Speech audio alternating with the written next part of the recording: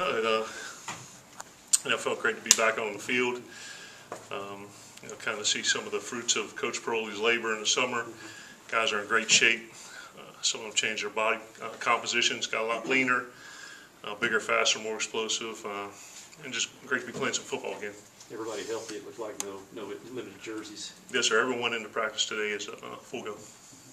Is there anybody that wasn't in practice today that you anticipate being in practice later? No, sir. Everyone's here. You mentioned the strength coach, and obviously he tweeted out today about the Iron Dogs and all that stuff. What were the things they had to reach to get those honors? That was a bit of a subjective criteria by the strength and conditioning staff, but certainly, effort, attendance, punctuality, all those things, performance, all those things combined. I know it's early. Any group stand out today?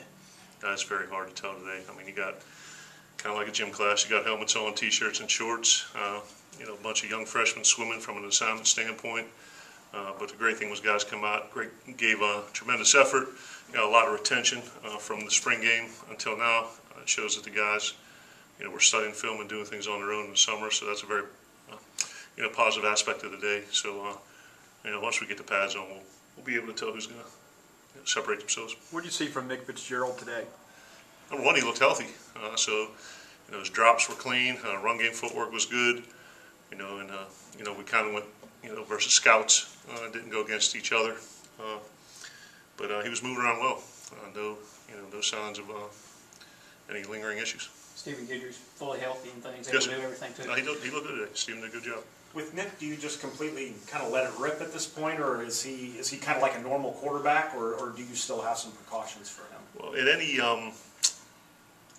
we'll never have the quarterback live during the course of fall camp, so that's the one limitation I would say Nick has, along with the other guys. But in terms of him taking reps and being in team drills and things like that, he's gonna participate in everything. The one thing our training staff has talked about is just managing and limiting his reps as camp progresses to make sure that we're not putting any unnecessary wear and tear on it. So we'll kind of be gradual, but there's no restrictions on him right now. What did you see from some of the newcomers that are out there today? I saw a lot of guys who were trying to figure out where to go and why, and when they got in there, the speed of the game, I think, caught them by surprise a little bit. But the positive part is there's a lot of talent, there's a lot of potential. But day one, with a lot of install in an SEC West program, I think they were all shocked. A guy like Austin Williams, you moved around in spring practice. Where do you see him kind of settling, or is it too early to know what position, outside, inside? Yeah, we want Coach Getsy to, and our philosophy is to cross-train all of our receivers. And the way we teach is conceptually. It's not necessarily the memorization of routes by position, but it's a conceptual understanding. So he's right now playing the slot, our H position, but the slot lines up, two different spots to the field. But he's intelligent enough to grasp all three of the spots, and hopefully all of our guys can grow to that.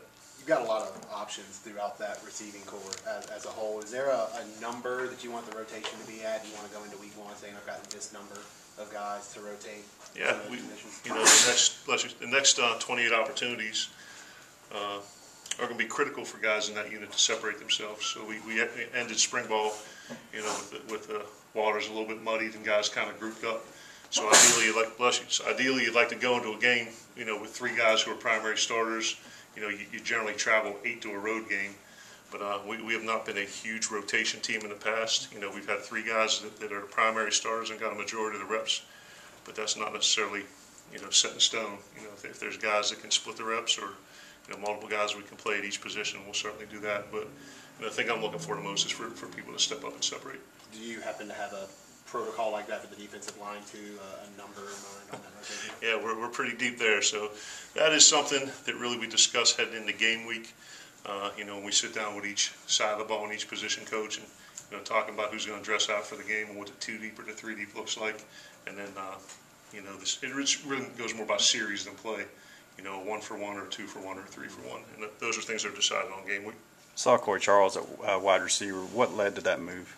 We thought it was something where, obviously we lost Reggie Todd, and he's a guy that, possessed a lot of speed, played our Z position, and, we're pretty deep at defensive back, and Corey's a guy that is tested, very, very well in terms of 40 and vertical jump and short shuttle and things like that. So he's a very explosive athlete. So we were looking to, add a little bit more speed and explosion to receiver position. And he had actually approached me about it prior to spring ball, so it was something we had discussed. He wanted to go through spring and kind of keep the DB thing going. And we just felt for a couple of different reasons it was a good move for us offensively and for us as a team, for him personally.